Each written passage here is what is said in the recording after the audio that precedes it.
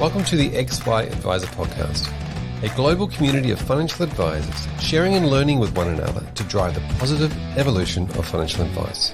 To get involved, go to xyadvisor.com or simply download the XY Advisor app.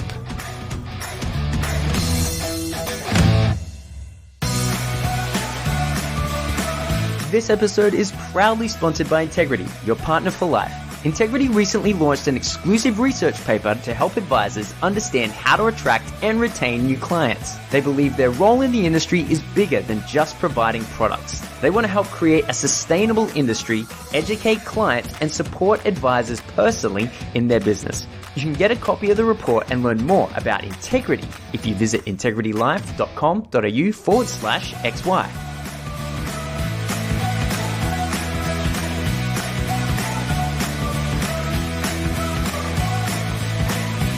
Back to the XY Advisor Podcast. Fraser Jack here, and today I'm joined by Dean Holmes. Welcome, Dean. Thanks, Fraser. Happy to be here. Fantastic. Thank you. We haven't chatted for a while, but and you've been on the podcast a few times, but not for quite some time. So a lot's happened since then. Yeah, absolutely. I think when I first did a podcast and started working with XY, I was in London as part of my life's journey took me over there, and so I did a presentation for XY at their first conference in Sydney, and I was sitting in my lounge room with my business shirt on, probably at 1 o'clock in the morning, presenting remotely about how you can run your financial planning business without an office and work from anywhere. Obviously, 5.5 years on, that's not really that's not thought leadership anymore. Everyone's doing it. Wow, there you go. So you were ahead of the time. You're absolutely right. Everybody's doing it, which is the old what do they call it, location independent. I say now, people say to me, "Where's your office?" And I say it's in the cloud. Oh, there you go. Yeah, meet you in the cloud for a coffee. Now, explain to us just what does your business look like now then? Yeah, so the business looks now, so originally I started with my business partner, Paul. We started a financial planning business called Absolute Wealth Advisors. It's been around for about 13 years.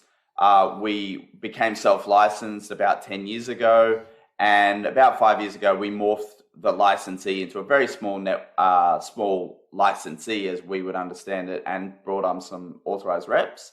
And where I'm focusing my effort at the moment is in the two businesses, which is the Wealth Network as the licensee, and more importantly, our business, which is called TWN Partners. TWN is for the Wealth Network. So TWN Partners is the business that we coach, mentor, and help to build financial planning businesses from scratch. We are talking to advisors about what we think is the entrepreneurial revolution. So the ability for advisors today to leave the large institutions, if they're still large institutions, and come and start your own financial planning business, preferably from scratch. And we've got tools, experience, and models to help that advisor go from 0 clients to a sustainable, profitable business over time. Yeah, fantastic. So this is something that sort of hasn't been around for a while. I mean, I remember starting my business from scratch. It was pretty much back in the very early 2000s. It was like there's a telephone and go through the contacts that and start ringing people and speaking to people with zero sort of a base. It's pretty hard. Oh, absolutely.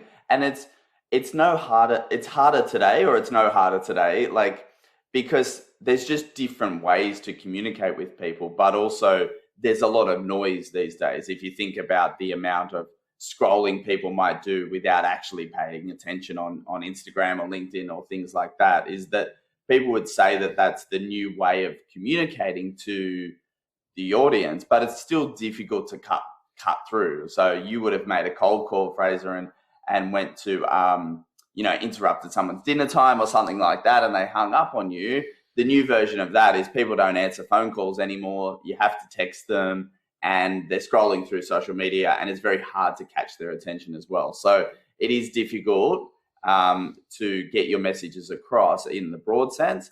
But what we've talked to businesses about is a concept that we call hypertargeting, which is being really focused on the community that you want to look after. And being location independent or in the cloud, you can find that community now all around Australia very, very easily. And so probably when you got started, you were location required. So it was like, I need to set up on this street because most clients only want to travel 25 minutes. I need to be on a bus line or a train line so that it's easy for people to get to. Now we've flipped that on the head for most advisors, where they can say, those things don't matter, but the community of clients that I want to look after, I want them to be very similar so that I get really good at looking after those people. But then it's very easy for a new customer to come in and know that firm is set up to appropriately care for you. Yeah. So I always talk about left-handed vets because I think it's funny. And so if you actually wanted to find left-handed vets around Australia, I'm pretty sure you could do that from a data perspective and then communicate and target to why your business and your skill set is appropriate for left-handed vets. And if your name was Ned Flanders, you do really well in that left-handed vet market, I'm pretty sure. Exactly. Not everyone will get that joke. Not everyone will, but some people will. I'll just go tip of the cap. Now, look, before we talk about some of the coaching work you're doing, I really want to just quickly go back and talk about the fact that you started the financial planning business, Absolute Wealth Advisors, and worked in that business as a planner for many years, and then you made a bit of a transition. Obviously, you were doing a lot of work as a licensee. But talk to me about that transition that you've made from being an advisor through to becoming a coach. Yeah, so the transition was really difficult, and it took a long time, and it was, most of the issues were my personal mindset, if for want of a better word. And so what the challenge was internally for me is that these clients that I had taken on and had looked after for 10 years, it was a challenge to pass them off to another advisor. But not that my business partners couldn't look after them. It's because that I felt like I had made all of these promises throughout the last 10 years that I'd always be there. And I was feeling like I was getting to the point where I was like, I'm actually not going to be there, and I need to ask someone else to stand in and always be there going forward. And it was probably always because I never thought that I would be building, at the time, a business delivering financial advice. I thought it was always me. And so the mindset shift that I've had, and it's flown through to other things that I'm doing now, is that I'm now in the business of building financial advice businesses. And so that sentence is quite specific, and it's a little mantra for me, is that when I was trying finally to get out of Absolute Wealth Advisors from the perspective of looking after individual clients, I had to remind myself that I'm running the business, and that business will look after the clients. And that's the only way that I can then go and help other business owners do exactly the same thing. Yeah. So you're still looking after that business, Absolute Wealth Advisors, but yes, you're just not personally, part of our network. Still not looking after the individual clients. It's an interesting thing, isn't it? Because you build that relationship with the client, and then you've almost got to split up with them when you sell a business. It's an interesting mindset thing that people have got to go through when they're moving on from a business or they're selling a business. And I've got the best of both worlds, because the clients, I'm still aware of what's going on. So I can talk to my business partner and say, what's going on with X client? Like, they were a bit worried about something. How are they going? And Paul and Stella give me updates anyway. But yeah, you just wonder how they're going and whether what's going on. But the lesson that we learned from the handover was a concept that we were taught ourselves, which is it was essentially called the promise. And so what the handover concept is that you, me, and the other advisor were on the call, but in person together. And what we structured was that Paul, as the advisor taking over, would always make a promise to the client to do something really soon. Okay. And so that was like the first step in the handover of the implementation of the handover. So it was, if you just imagine, I'm saying Paul's going to take over. He's really amazing. Blah, blah, blah. That's just words. And then we continue with the review. And then during the review, Paul picked up something which we had pre-planned, but Paul picked up something and said, I promise that I'll look into that in the next 2 weeks. Okay. So then it gave Paul a connection with the clients.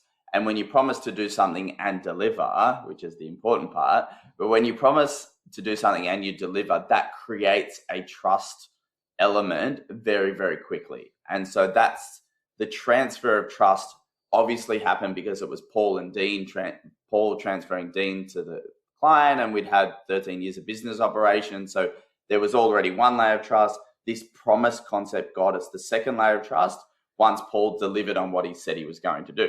That's a really interesting way of looking at it. The trust transfer and what you said, the promise process. Yeah, we got it from our coach. Like, I'm a coach with a coach at the end of the day, and so he was helping us navigate this separation and help us navigate this part of our business journey.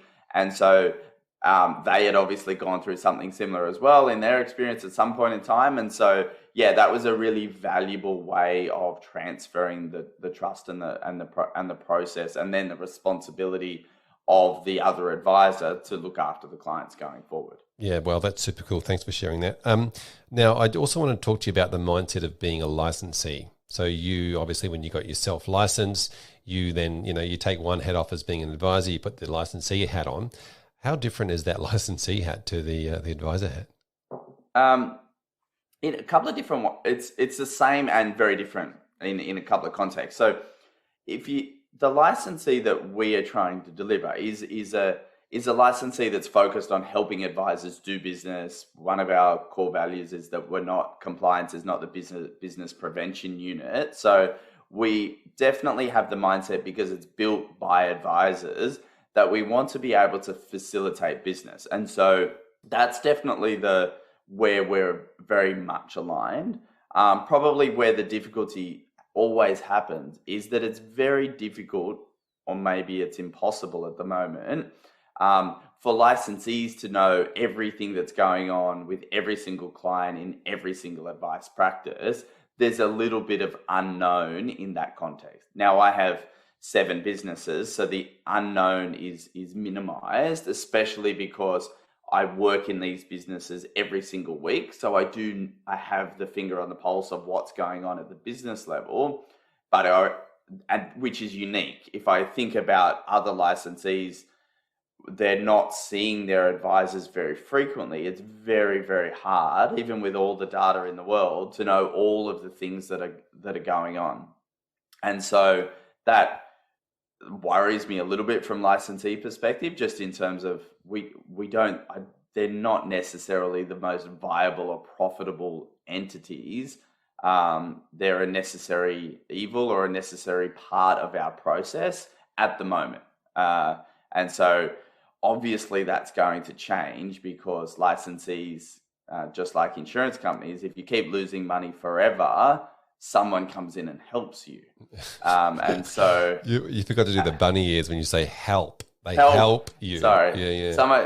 Yeah. It's a podcast. It was assumed. Yeah.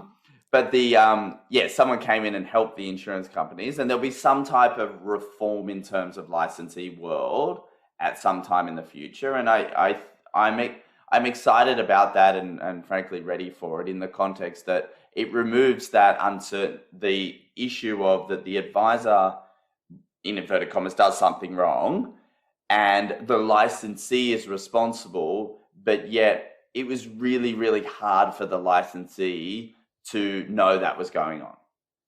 And so, yes, the licensee is responsible, but in that scenario, the advisor walks off scot-free and the licensee is the one that's ultimately responsible. And broadly, why licensees' fees are going to go up and have gone up in the last 24 months is that most licensees were not pricing in the risk of those events appropriately, because they were all institutionally owned and it was all hidden, just like all product stuff was hidden before. So when you bring it out and try to price the risk, it becomes expensive. Yep. I've always seen a few issues or things that sort of stick up in that regard. And one is obviously that the compound liability effect of licensing, as in, like you get paid this year for advice you gave this year, and next year you're not getting paid for that advice, but the liability runs on. And so the longer and more advice and more advisors around, the compounding effect that has on the liability for a licensee. Absolutely. And you saw that with the different larger look backs and things like that the licensees have had to do, or the four banks have had to do. They started going back. They said, we'll go back 3 years and then 5 years and then 7 years. And then they're dusting the paper off the physical archives from Homebush. Like, it's crazy. It's a long period of time. I think if wrongs were done, like, you investigate other crimes back that long. But eventually we have to have a line in the sand and allow all the advisors to move forward in a new framework. And so I'm seeing that the new framework will be somewhat that there's an individual advice relationship with the regulator, which will still keep me in a job because no one will want to do it. But the more that an individual advisor has a relationship with the regulator directly, and this is the single disciplinary body, the more the advisor has the relationship with that body, the more responsible they individually will be for their actions. Yeah, and this has been a really interesting topic that was sort of brought to my attention not so long ago, was the fact that the Corporations Act, of course, and looked after by ASIC, is around corporations. It's about companies. It's about licensing being a company. Then FASEA talked about the advice giver, the individual. The Tax Practitioner Board obviously talks about the individual. And so we never really got the Corporations Act to say, well, I'm an individual. I'm the human being giving the advice. It was always around which company structure is giving the advice. Correct. And if we take our evidence from our other two professions, so our lawyers and our accountants, both of them are very much individually partnershiped and individually responsible for things that they do. They pool their risk and do all sorts of other things, which financial advisors will do in the future. But it would seem weird to me in the future that the three professions in this space, accountants, lawyers, and financial advisors, it would be weird that financial advisors are dealt with differently when we're all professionals. Yep, couldn't agree more. Now you talk about the concept of partnering with your businesses, and literally you are partnering with them. You're not just being a licensee saying we're a business partner. You are a business partner. Yeah, absolutely. So we named our business that way on purpose. So we called it the website's TWN.Partners. It's all about the partnership program. And for us, from a time perspective and a commitment, is that when we help an advisor start their own financial planning business, we are essentially becoming their business partner with them for a period of around 5 years. And for that, we have a joint ownership in the business. We deliver a coaching, mentoring, and business building process into that financial planning business, and we share the rewards of building that business over time. And at 5 years, when we ask the advisor to buy us out. So from a deliverables of a coaching business building perspective, we completely have sweat equity for 5 years and then decide to sell out. So it's a very different model from that perspective. We still charge licensee fees and the cost of running that business, but in terms of my sweat equity and effort, most of that is on the future value of selling out of these businesses in 3, 4, 5, 6, 7 years time. Yeah, wow. So it's basically a financial advice incubator. Yeah, absolutely. And I have to, the difficulty of doing this is that it's very hard to know if I'm the right person to partner with. And so that you can look at past evidence, of course, in terms of one way to do it. And the other way is that I'm committing to do this essentially for free. If it fails, I get nothing. If we build an amazing business, yes, I get paid. And so it's trying to remove that moral hazard of just going, I just don't know what Dean's going to deliver, or I don't know what's going to happen over the journey. If it all doesn't work out, then you haven't paid me for my time. Yeah, because that's the thing about coaching, isn't it? Sometimes you need the coaching to get the money versus paying the money to get the coaching. Yeah, absolutely. And that's how we came up with this model. because we acknowledge that coaching and speaking to people about how to build the business is not necessarily free. But when you've started your business, you have no revenue at all. And so definitely the first thing you're not thinking about is hiring a coach to help you build the business. And so that's how we price it in order to say that you can start a business from scratch with 0 clients and come on and yes, you'll have to pay the boss at the end, but we can build it together over that 5-year period, which in our view gives you a greater chance of success than if you tried to do it on your own. Yeah, and speaking of success, as you mentioned before, you've got some past performance. Performance is no indicator of future performance. This is probably where past performance can be a somewhat reliable indicator of future performance. For 2 reasons, Fraser, and it's not the first is not about me. The first is picking the right people in the beginning. So not every advisor is ready to start their own business, and frankly, and this is also okay, not every advisor is destined to start their own business. So the first thing in terms of the past performance is that we have chosen well in terms of our process to find the right people to start businesses with. Okay. And so that's the first step. So, Ben as an example, Ben was always going to be an excellent advisor and build an amazing business. He just needed a bit of a framework around his 1,000 ideas in order to get some on paper and get started. So picking the right people for us is really important, and you can get a lot of coaching analogies from that when you think of sporting teams and things like that. It's less about the coach and more about the players. But then you can do the Wayne Bennett thing and go, look, actually, there's a lot of value in terms of a coach over time building successful teams or building successful businesses. So I'm not at the Wayne Bennett age or stage at the moment. Everyone can Google him if you don't know who he is.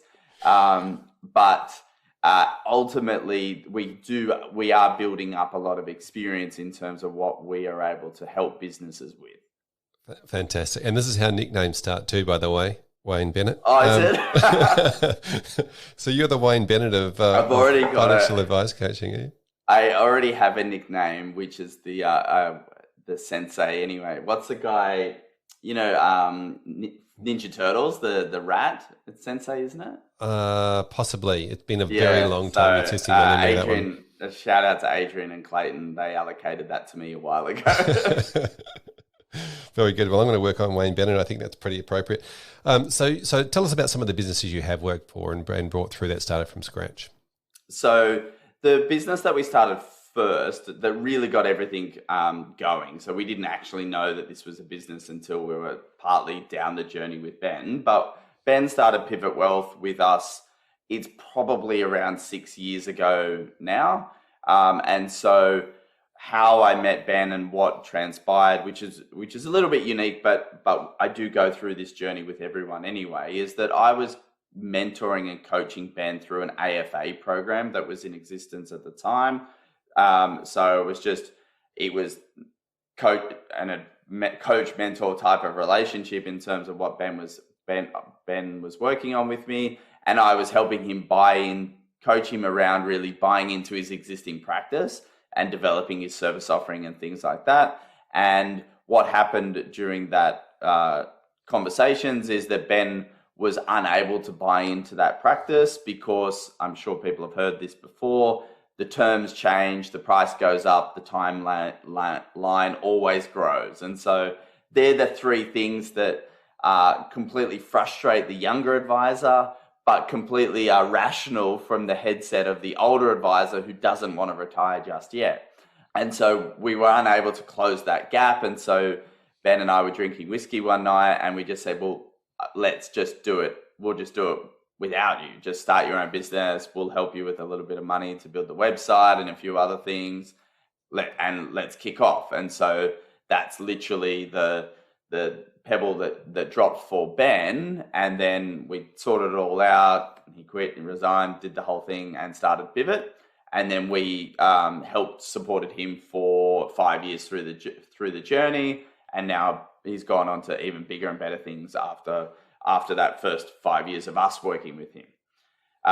So that sort of pivot, we only were like 2 years into the work with Ben, and I was definitely a full-time advisor and working with Ben part-time. We then subsequently realized that this could be a business.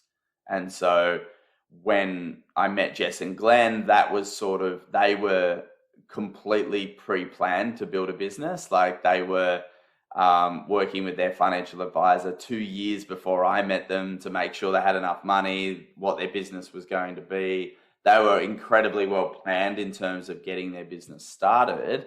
And when I met them about setting up their business, that's probably when I realized, oh, hold on, there's actually an opportunity here to build businesses with these type of advisors. And so that was the second one that we did. And so we've got a little bit of momentum from there, and probably it's almost 12 months ago now, Fraser, that I started that process of really seriously extracting myself from Absolute Wealth Advisors and essentially putting 100% effort into starting and growing these businesses. So we've got a growing team of different financial planning businesses now with they start in two different ways. They either start from that entrepreneurial advisor, which is easier and my preference. The other way that we have started them is we found a partnership, so like with an accounting firm or a mortgage broker, to start a business together, and we hire an advisor. And I coach and mentor that advisor and the leadership team around that. It's a little bit more difficult. However, the interesting insight that I've had recently is it's a really good way of making the accountants particularly very comfortable with the concept of referring. So if you think about just in your own financial planning business, the referrals that you get from an accountant is I must say, probably always sporadic and random and just very frustrating as a process.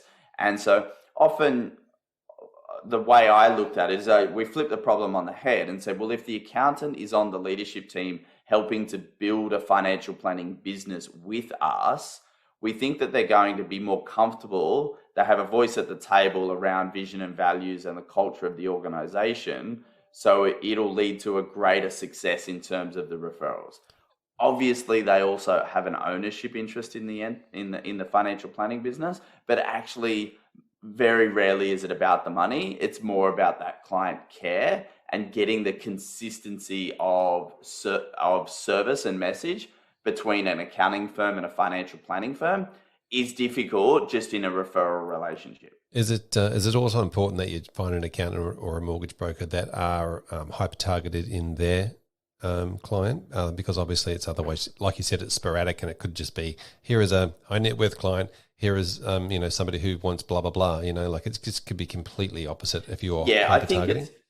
I do think so. You've got to be able to fit the financial planning business into the accounting business. So the accounting business probably, they're probably not as specialized as what financial planners can do, because they always have the companies and the mums and dads that own the companies. But absolutely. There's this whole concept that if the accounting firm is looking after businesses and business owners, the financial planning firm obviously needs to be able, capability-wise, to be able to look after business owners and the like. And so that's a skill set for the advisor that we have to put into that business, that they have to be capable of delivering to that standard. Yep. Now, you mentioned the fact that when businesses are starting, there's often a little bit of funding required. So not just coaching, but a little bit of cash to do things like create websites and branding and marketing and those sorts of things. Is that something that you do as well? Yeah. So when we start a business, we've got an ability to lend the company money. So lend the advisor / the company that we start some money to get started. And that's usually somewhere between 25 and 50 grand, depending on the business plan and everything that we organize. It's a loan, you got to pay the boss back, all those kind of things, but it removes one other fear around starting the business. So we're trying to find the right people and break down some of their fears they have around starting their own business. So we know from a finance perspective, like from a cash flow perspective, it's going to cost $100,000 to run your business properly for a year. And that doesn't give you an advisor's salary at all.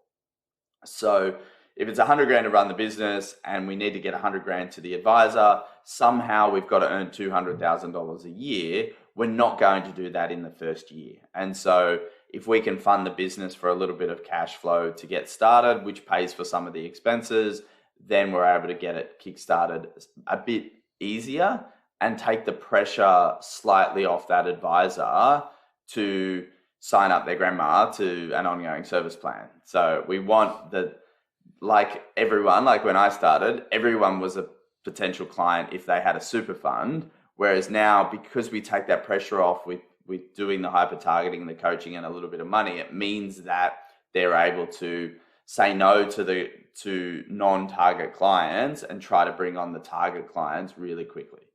Yeah, that sounds exactly what people need. I remember explaining to people. This is what happened to me, but also explaining to people that were coming through the conversation around when you first start your own business. It's a bit like starting an apprenticeship. You're basically on apprenticeship wages the first year, and then sort of it goes in these multiples. It chunks up every year, but the first year is obviously a bit like going back to doing an apprenticeship. Yeah, and it's important to try to know the numbers. Like we know the numbers because we've seen a lot of it and we know what it's going to be, right? But I speak to advisors about starting their own business, and I think some have had unrealistic expectations around the cost. Like even when it comes to licensee fees, if you've been within the Commonwealth Bank for 10 years, have great experience as a financial advisor, the concept of paying a dealer fee is actually it's non-existent. It's not something you've ever thought about in terms of your pricing. And your pricing was always set for you, but you never did any analysis to work out whether that was profitable or not.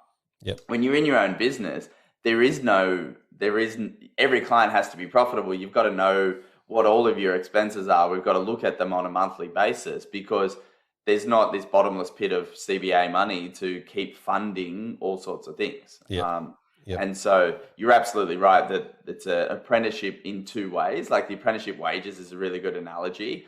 And the apprenticeship is also in the concept of learning how to run a business, which is the value that we bring. Like we don't really teach you about super contributions. That's assumed. The value that we bring in the coaching is all around how to run a business that happens to deliver financial advice. And that's the bit that, once again, if you've come from a larger business, you have no idea what you need or how much it actually costs. Yep. Like Jess Brady's funniest one was she always called IT help support at Macquarie, like IT support. And then when she started her own business, not only did we had IT support so she could call it, but she understood the financial ramifications of every time she picked up the phone to call the help desk. It actually is a cost to the business. Now, it was at Macquarie as well. It was just hidden from the advisor. Whereas when you're running your own business, frankly, all costs are your costs. Exactly. Now, I wanted to touch on the now just on the apprenticeship thing. When you said that too, I just keep thinking about the TV show, the Apprentice, and maybe you could star on that with a whole lot of financial advisor. I've got some ideas coming out of that. We get a whole lot of advisors in, and what are you going to do? We can fire them. You fire them till you get the last one. We'll record it all and stick it out as a series. Well, that's that is the masterclass that we run. We don't fire people, but we train people in a particular way to find out whether they're good at they want to and are capable of running their own business. So that the masterclass that we run is three outcomes from that we would love. Is that first outcome is you do the masterclass with us, you do a business plan, and you realize being self-employed is not for me. That's a really good outcome, much better than quitting your job, setting up a business, sinking $100,000, and then working out you're not cut out for business. So doing the masterclass builds you a business plan, which then you go, I'm not going to implement. That's great. And the second thing is people will do the masterclass, come along, and then decide that they're going to do it all on their own, and they can go and do that. And some of them pass the apprenticeship, and then they come and start a business with us in the partnership program. And so that's the journey that people go on with us, is to do that strategic thinking about, I really want to start a business. Where do I go to start the thinking about starting my own business? Like, no, we are trying to create the course for thinking about starting your own financial planning business. And then we've got one of the 3 solutions after that, but really come and do this if you're thinking about it, because I'll tell you all the interesting things about what it's like about running a business, the good and the bad, and then you will be able to work out whether it's right for you. Yeah, fantastic. And in that, obviously, so there's the mindset piece, which you really go through, and then position, and then you can make a decision after that. But did you say you go through the fundamentals of the business plan in that course? Yeah, so we run it over 6 weeks, and we focus on 6 pillars of the financial advice business over those 6 weeks. And so the first week is around that mindset, but also vision and values, to really drill down on what we think the values of the organization should be. Now, they're very much aligned to your personal values because you are the business, but it's vision and values, and then vision for the organization. So doing some high level strategic thinking. Week 2, we delve into the clients. So we talk about what is the hyper targeting and hyper personalization of your target market. Like, where do you want to play? How do you want to talk to them? What do they actually want to hear from you? So spend a lot of time in terms of the clients. Week 3, we talk about this healthy ecosystem of support. So who are all the people around you that are going to help you deliver your financial advice? Because although I fundamentally believe in the one advisor business, I don't believe in the one-man band.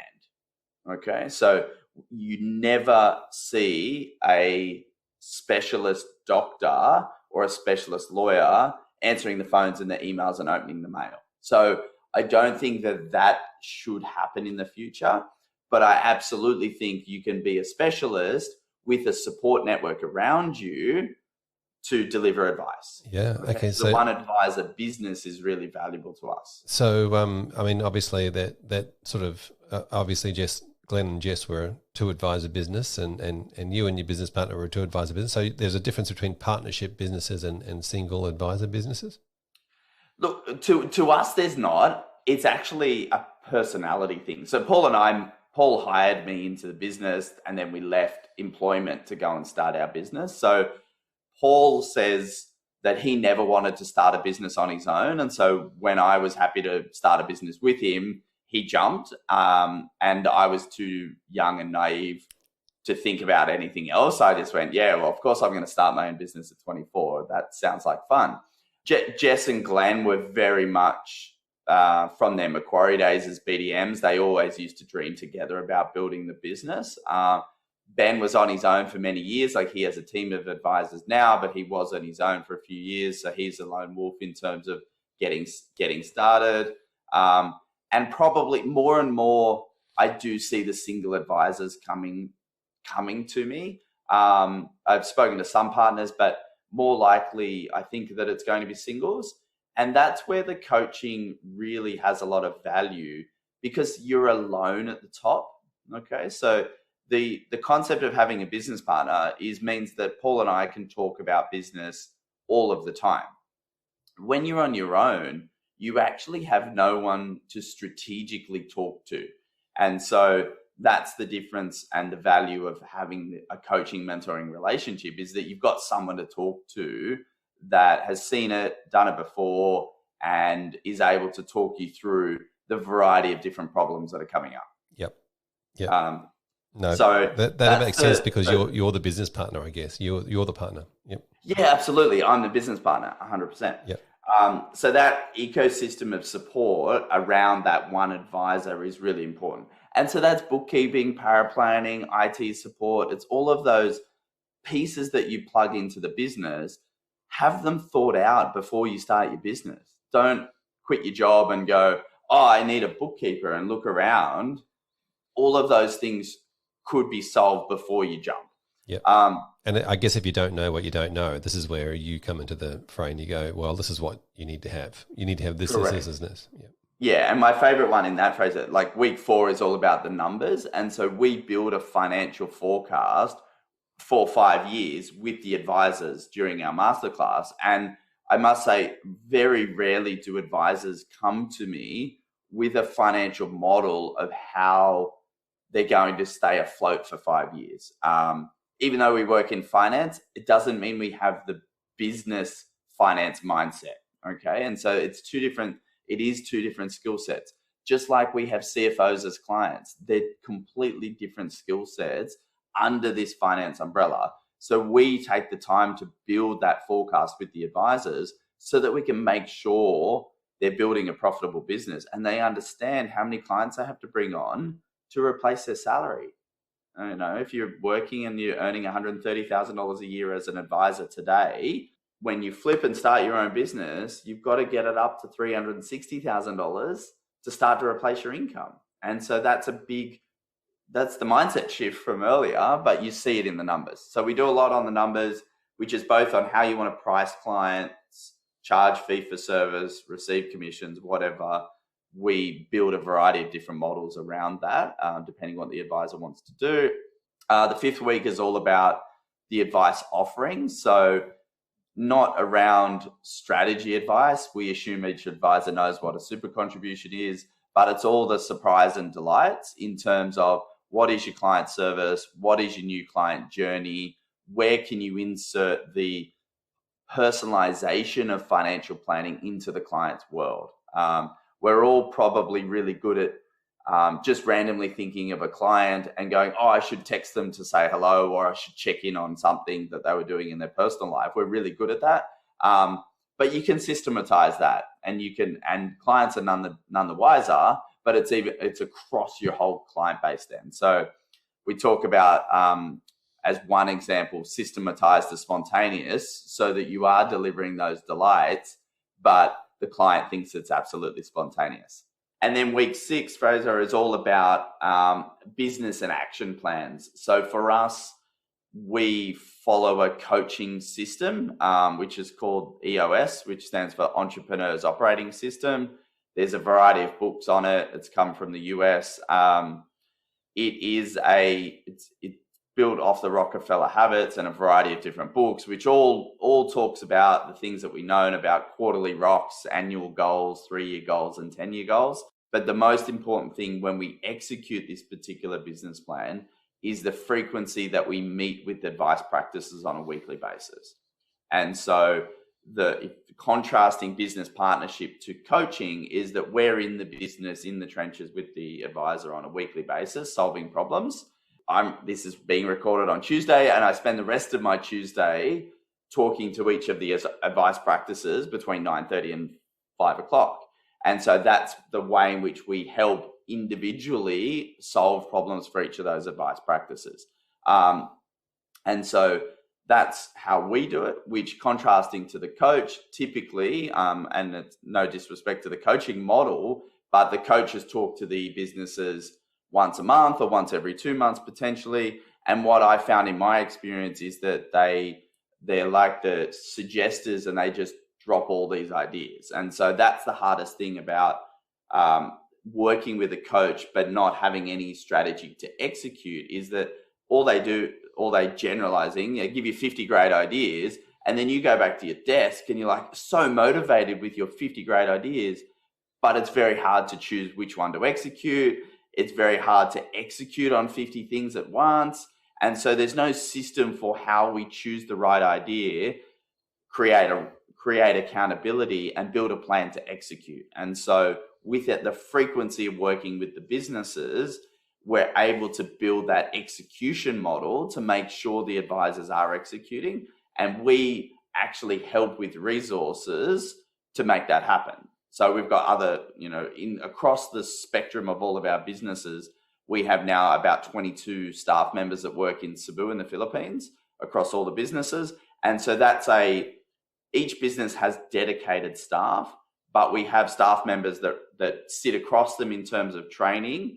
And so when we encounter a problem in one business, one of the other businesses has people and expertise that's probably already solved it. And so we just get them to talk to one another and train each other's back office at the end of the day. And so we're able to not only work with the advisor in coming up with the solution, but actually execute it as well with them. And so that's more when we go, business plans are great, but how we're going to do an action plan is really important to get us towards the goal. Yeah, fantastic. And that certainly makes sense. Same thing with financial advice, strategies and those things are great, but putting them in places where it actually works. Yeah. And so the entrepreneur operating system is your implementation framework, but it's also your weekly meetings are your accountability meetings, right? You're actually there to make sure stuff's getting done and not just being left till the next month. Yeah, absolutely. And there's a good piece of software, and the language is very simple, but we all have to-dos that have to get done every week. We have this concept of an issues list. The issues list is just what's going on in the business, and you literally text it to the thing. So Glenn, while he's walking to work or walking to home, thinks of an issue. Now, issues are good or bad. Don't misconstrue the word, but he's walking home. He thinks of something that we want to do in the business. He texts it to this number. It goes on the list. We talk about it on Tuesday. And so the amazing thing for an entrepreneur around that is that you never lose your great ideas. They go on a list and they get dealt with appropriately at the leadership team. Now, on Tuesday, we can decide to talk about that issue. We can decide to defer it to our next quarterly meeting, or we can say, no, Glenn, that was silly, and we'll close it. But the point of it is that there's a structure in place for dealing with those ideas so that we don't lose them, because they are walking home and you have an idea. We don't want to lose it, but we want to build a structure around how we deal with that idea and resource it appropriately at some point in time in the future. Plus, I also like the idea that if I've got an idea and put it somewhere, I haven't lost it, or it hasn't gone into the ecosystem, or I don't have to keep thinking about it and all day and all night. No, it's very good. Fantastic. So talk to me about where to from here. So you've got the mastermind class. You're running that. How regularly? So we're running the masterclass probably on a 2-month cycle. So it's sort of 6-week course. So every 2 months I'll start it. So I get a 2-week break in terms of the content. So which means that there'll probably be another 10 or so over the next 12 months. So I'm starting one next week, but we'll update the website, and there'll be another one starting in probably 4 weeks time. And so that is valuable for anyone that is frankly currently in business on their own, anyone that's thinking about making that leap into business, and whether they're thinking about making the leap next week or in a year's time, it's valuable. And so, my Jess and Glenn story is they were talking about starting a financial planning business about 2.5 years before they actually resigned from their jobs. And so that's the longest time, but most people that are doing the masterclass have not left their jobs. I used to do it during business hours, but then realized that that's not necessarily fair on either the business, their employer or the employee. And so we do it after hours now so that we can, they can do it in their private time to start to build up that business plan. Yeah, fair enough. So, like you mentioned, that the outcome of this is they decide whether they're not going to be, not going to be an advisor or self-employed, or they are, but they might be with somebody else, or they might be with you. Talk to me about if somebody's with another licensee or looking at growing with another licensee. This would also be good just to get their business plan together.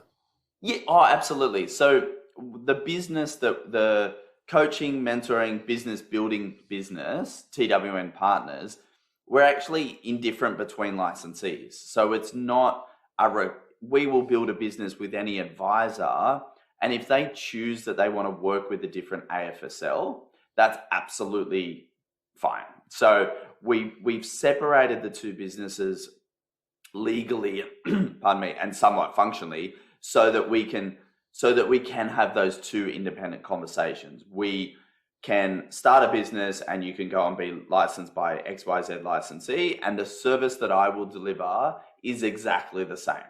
Okay. The licensee that we have, the only way you get into the licensee though is to be a coaching client as well. So although I work with any licensee in business out externally, to be a member of the TWN family from an AFSL perspective, you've got to have gone through, be participating in or gone through, like Ben, that coaching program, because that it's all about me. It lowers the risk of the licensee because I know those businesses, okay? Because I'm working very, very closely with them. We know what's going on. We're knowing what products we're recommending. We know what investments we're recommending. We know the insurance philosophy. All of those things that I'm building from a business perspective in those advice practices are great for a licensee because we know that they're thought through. Yeah, and you know the culture of the business and the culture of absolutely the stuff. But the scalability of this is that we might find that an advisor wants to leave their business, but it's more efficient to stay with your current licensee. So, and there's a lot of, if you were, say, for example, you were going to leave your business and you negotiated to buy $100,000 of revenue or something. So you're with a particular licensee, you negotiated with your employer to buy a little bit of revenue, et cetera, to roll out into the new business. It would be prudent to stay with the same licensee because you don't have to go through all these efforts of maybe doing foundation SOAs and all of that kind of stuff. The revenue flows really quickly and easily. So that might be an option for you to stay with that particular AFSL, either in the short or long term. Yep. So how are you planning on growing the network over the next few years? So my focus is on growing the number of partners that we have within the group. And so this is my focus is that I'm always a hands-on executor and coach. So it's the scale at which this grows is only on a certain number of firms per year, which will be, I would say, between 4 and 8. If I started between 4 and 8 businesses in the next 12 months, that would be a really good outcome for both those businesses and ourselves in terms of what we're able to create over that period of time. And so 4 to 8 businesses means that's another 8 businesses, another full day of weekly coaching for me. And so I've already got a full day. So there's only a limit in my time that I can dedicate to that. But if we get to that point, that means we've actually, that's doubled the size of the network, and we're building another 8 great businesses off the back of that. And that's really helping drive what I'm trying to do personally in terms of make sure we can get more and more Australians getting great financial advice, is that this is my way of doing it. Like I could also apply for the CEO of AMP and do it there. But my focus is on, that was my application, by the way, if anyone's listening. Well, you had to give up your job as head coach at the Rabbitohs. Yeah. I'm sure I can do both. But yeah, my ability to grow businesses, to help advisors to be able to help more Australians is where my core focus is. I think that everyone would benefit from great financial advice at some point in their life. You don't always have to pay ongoing fees and all of that, but I think everyone needs some type of strategy for them. And so that's building these businesses from the ground up with motivated advisors that are focused on a particular target market means that we're able to achieve that goal more and more over time.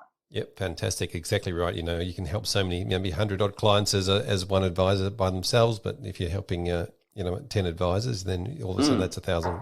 So my numbers are now, it's a number for me. So I haven't quite worked out the goal of how many clients, but we're easily around 1,000 at the moment, that we're currently helping 1,000 Australians, but I need that number to be higher. So that's my goal. Fantastic. And all right, so you're growing, and I guess the scenario is with most businesses sort of staying for that 5-year period mark. Then once you've been doing this for 5 years, you'll have a nice steady flow of exits and launchpad scenarios. Yeah, correct. We expect, it's a revolving door. We bring in 4 this year. We bring in 4 every year, and they just they exit at the back end sort of thing. We don't know exactly what the exit at the back end will always be, because we think that what we do in year 6, in terms of everything that we've taught them, maybe the business can run it themselves. So that's hopefully we go, that's one option. Or secondly, we might still deliver a similar coaching service in a different way to those advice practices thereafter. Yeah, exactly. Otherwise, like we think like Ben has he's flying in terms of what he's done since he's left. And so that's obviously what we'd love for everyone, is that they go in through our 5 years and then they've learned all the skills and they just continue to apply it over time. Yeah, fantastic. Well, 5 years. It's kind of, we go back to the apprenticeship thing, don't we? Sort of fourth year, fifth year apprentice. Are 4 years. Yeah, exactly. Yeah. Well, let's go with masters or something like that. Yeah. Fantastic, Dean. Thanks for coming and catching up today and giving us a bit of an overview of what you're doing now, which is super exciting. I love the coaching part of it, and I'm really looking forward to seeing how the businesses that you help partner with grow and create themselves and their voice in the market, and we all get to know them over time. So I'm really looking forward to seeing how that pans out. So if someone wants to talk to you about this in a bit more, how's the best way to get hold of you? So the best way, firstly, is you can go onto my website, which is TWN.Partners. And so that's their core of the coaching business. And so you can register for some webinars. So that's it's not a traditional webinar, because we probably have, say, 5 people attending. So just get prepared that it's cameras on and a conversation about what it's like being in your own business and what I'm seeing as the dynamics of the market. So come and have a conversation on a webinar about starting financial planning businesses.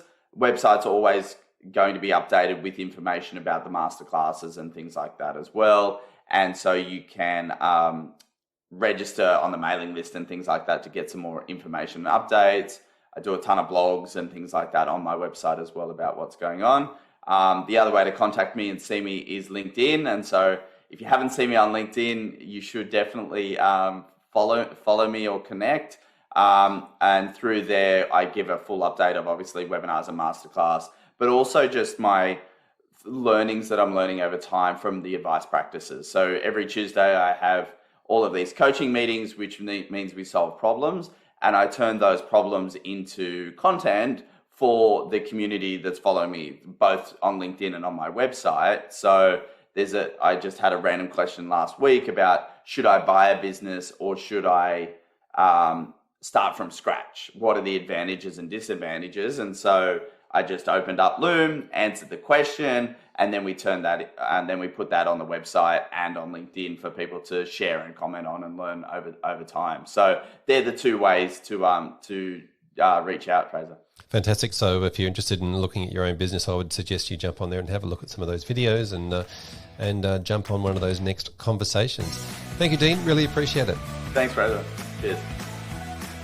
Well, there you have it. Another episode of the XY Advisor podcast. I'm Fraser Jack, and I'm joined by Emily Blanche. Hey, Emily. Hey, Fraser. Thank you for joining me. And today we're doing a really, really cool shout out, aren't we? Yes, we are. Let's give a huge shout out to one of XY's own, Gwen Lazarito, who has officially kicked off the brand new Financial Planners Southeast Asia podcast. Yay. This is an opportunity to drive the positive, or facilitate the conversations that will drive the positive evolution of financial advice, specifically in Southeast Asia. So episode 1 is out. An extra shout out to Ray Christian Hucker, who was Gwen's first guest. So super pumped about this. It's been a little bit in the making. There's a few episodes, I know, some really great conversations to come out. So go grab it wherever you get your podcast from and hit subscribe to keep up with episodes as they drop.